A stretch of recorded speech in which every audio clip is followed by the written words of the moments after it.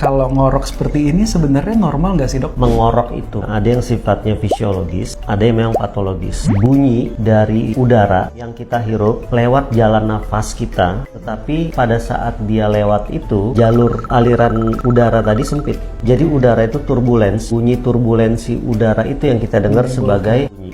Kira-kira apa nih, Dok? Perlu periksa apakah ngorok yang dialamin itu berbahaya atau nggak, Dok? Kalau yang fisiologis itu dapat kita lihat dari frekuensi dari si ngorok tadi. Kadang-kadang pada saat seseorang itu lelah, tidurnya akan cenderung dalam. Itu tubuh akan rileks termasuk otot-otot di jalan nafas kita. Nah, itu akan membuat jalan nafas sempit lalu timbul ngorok. Saya bisa kasih contoh ngorok itu mulai dari kalau yang ringan itu ada bunyi ngorok halus gitu.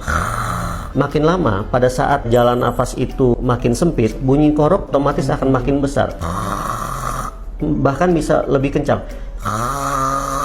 Di satu titik, setelah ngorok keras tadi, nafas akan berhenti. Beberapa detik, secara otomatis, otaknya akan mendeteksi bahwa kurang oksigen di dalam aliran darah. Orangnya akan terdiam, terus itu yang namanya sleep apnea, merupakan ngorok yang patologis dan harus diperiksakan. Kalau misal terjadi suatu ngorok yang sering, penanganannya apa nih, Dok? Jadi cara yang pertama adalah kita bikin alirannya itu menjadi lebih kencang dengan alat. Sering dengar CPAP namanya, itu continuous. Yang kedua, udaranya seperti biasa saja, tapi space-nya yang kita buat lebar. Itu tentunya menggunakan teknik operasi tertentu. Saat ini, Rumah Sakit Mandaya yang kita gunakan minimally invasif untuk melebarkan si saluran nafas tadi. Teknologi yang bisa kita gunakan di sini itu namanya quantum molecular resonance, teknologi yang menggunakan getaran tertentu untuk melepaskan ikatan molekul antar sel di jaringan. Kalau untuk tenggorok, amandel misalnya, amandel yang besar, kita punya plasma ablation, alat untuk menghilangkan jaringan amandel